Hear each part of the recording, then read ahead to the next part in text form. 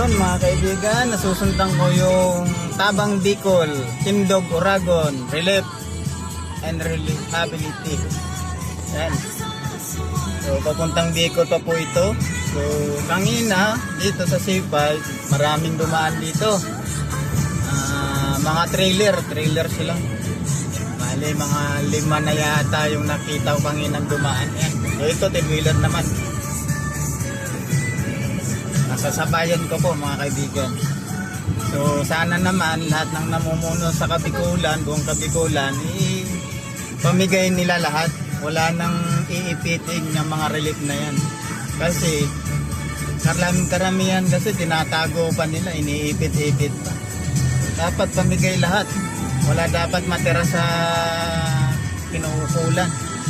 Kasi pera naman ng taong bayan yan di ba? Dapat sila